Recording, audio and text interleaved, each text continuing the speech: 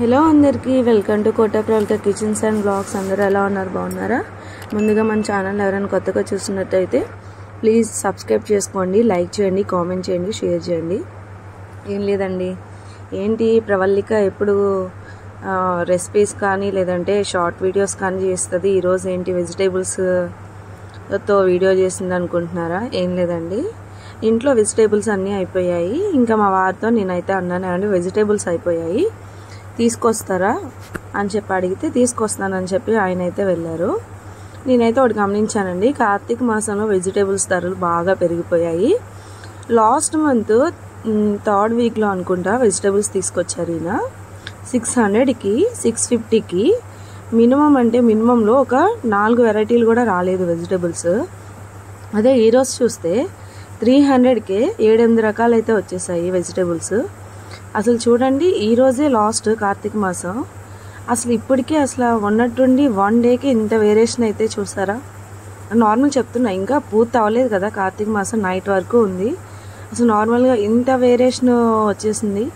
ఉన్నట్టుండి హై రేంజ్లోకి వెళ్ళిపోతాయి, ఉన్నట్టుండి లో రేంజ్కి పడిపోతాయి.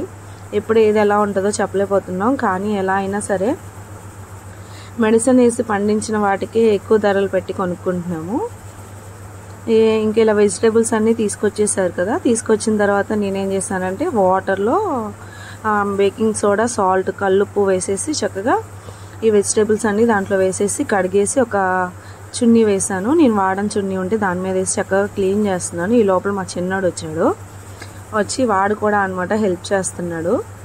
ఇలా ఏంటంటే ఇలా కడగటం మూలంగా మనకి 2 బెనిఫిట్స్ ఉన్నాయండి.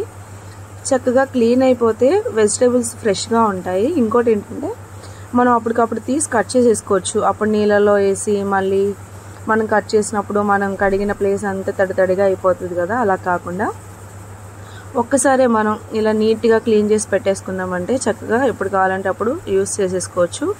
ఇంకా పర్టికులర్గా వీటిని మళ్ళీ వాష్ చేయ అవసరం లేదు. ఒక్కసారి మనం ఒక్కసారి మనం ఇలా పని పెట్టేసుకొని చక్కగా నీట్గా క్లీన్ చేసుకున్నామంటే హెల్త్కి హెల్త్, చక్కగా క్లీన్గా వెజిటేబుల్స్ అయితే అయిపోతాయి. చూసారా, ఇలా నేను అన్నీ క్లీన్ చేసేసి చున్నీ మీద వేసాను. ఇగో చూడండి ఎంత డస్ట్ వచ్చిందో వాటర్లో అయితే. ఇప్పుడు ఈ వెజిటేబుల్స్ అన్నీ చక్కగా చున్నీ మీద వేస్తాను కదా, ఇంకో చున్నీ తీసుకొని వీటన్నిటిని ఎక్కడ తడి లేకుండా చక్కగా అయితే క్లీన్ చేసేసుకుంటున్నాను. నాకైతే బాగా వేరియేషన్ తెలిసిందండి. బేకింగ్ సోడా వేసాం కదా, సాల్ట్, చేతులు ఎంత స్మూత్గా అయిపోయాయో, చక్కగా వెజిటేబుల్స్ కూడా అంత షైనింగ్గా అయిపోయాయి. అన్ని కెమికల్స్ వేసి ఉంటున్నాయి కదా. ఇలా ఈ కవర్స్ వచ్చేసరికి నేను మీషోలో ఆర్డర్ పెట్టాను. చక్కగా ట్రాన్స్పరెంట్ కవర్స్, వెజిటేబుల్స్ ఎక్కడ ఉన్నాయో ఏమేమి పెట్టామో మనకు అన్నీ క్లియర్గా కనిపిస్తాయి.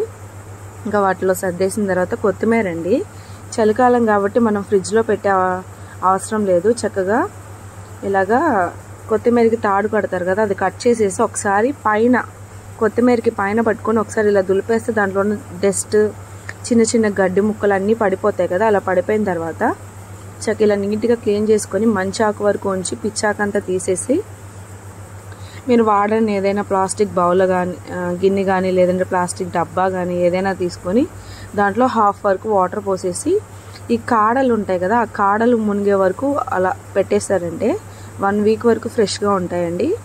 ఇలా చలికాలం అయితే ఉంటాయన్నమాట.